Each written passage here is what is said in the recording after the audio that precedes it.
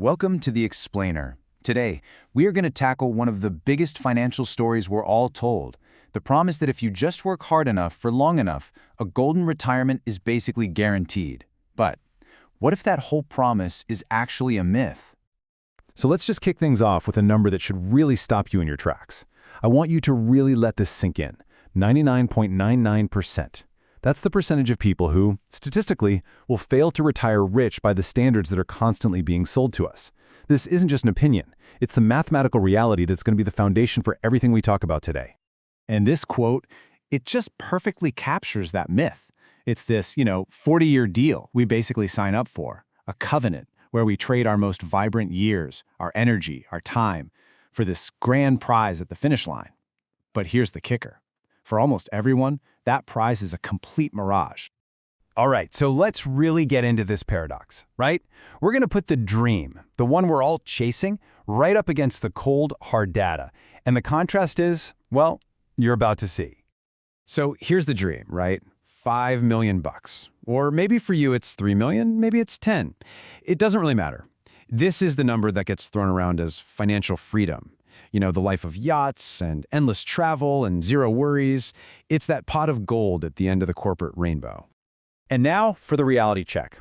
For households that are right there on the home stretch just before retirement, the median savings is about $185,000.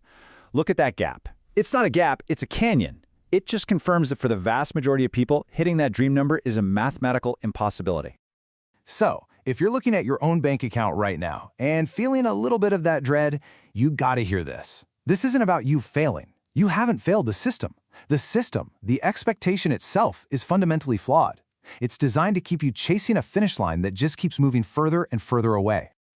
Okay, so what's the cost of all this? This chase for an impossible number, it comes with a ridiculously high price.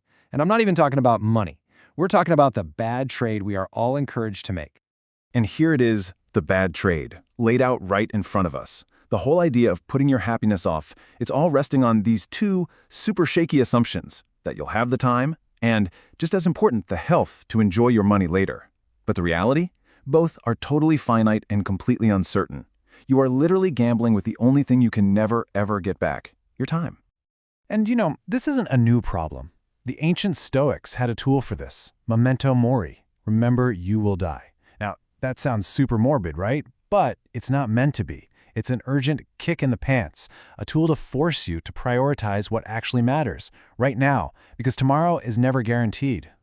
And if that wasn't enough, the modern corporate world just makes this whole gamble even riskier. We're living in an age of burnout. Corporate loyalty? Pretty much a thing of the past. Late career layoffs are spiking. I mean, you can play the game perfectly for 30 years and then bam, the rules change on you. The hard truth is, your employer is loyal to the balance sheet, not to you. Okay, so if the old model, deferring your life, is totally broken, then what do we do? The answer isn't to just give up and stop saving. It's about making a really intentional shift in our thinking. We've got to move from deferral to integration. And I want to be crystal clear here. This is not me telling you to go be financially irresponsible. It's the exact opposite.